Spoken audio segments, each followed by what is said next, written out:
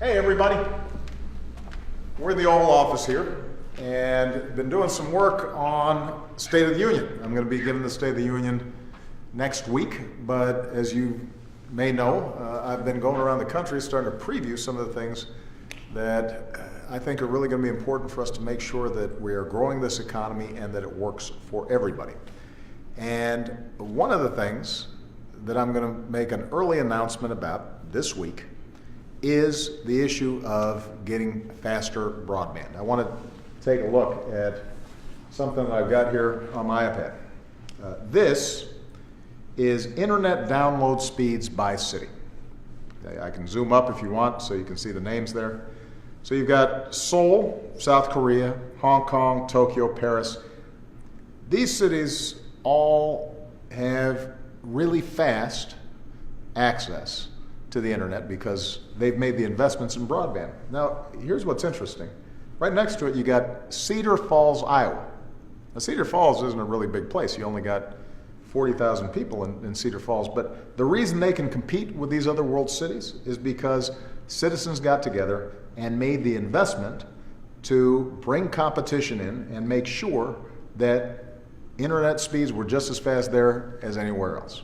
We've got some other cities like Kansas City and Chattanooga, Tennessee that are doing similar things, and that gives them a huge competitive advantage. It means a business can come in and locate there knowing that they can hook into world markets, products, services, anywhere around the globe. So I'm going to be going to Cedar Falls to highlight this.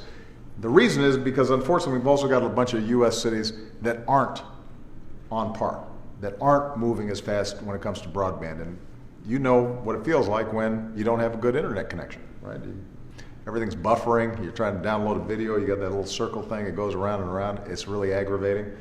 But that may mean money if you're trying to do a business deal, or you may lose a customer if they're not able to see you respond quickly. If you're a student and you're trying to study for an exam and you're supposed to download some information and it doesn't come, that's a problem for you.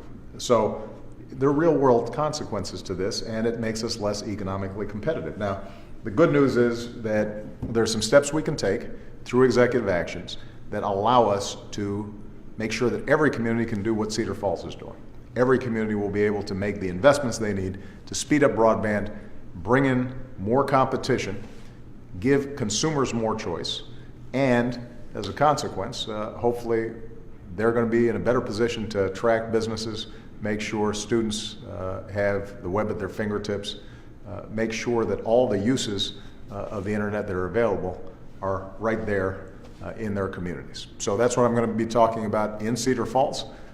You want to tune into this because obviously it affects your lives, and it's just one more part of this overall strategy that we've got, building on the progress we've already made to make sure now that that progress reaches every person who's willing to work hard and trying to make it here in America.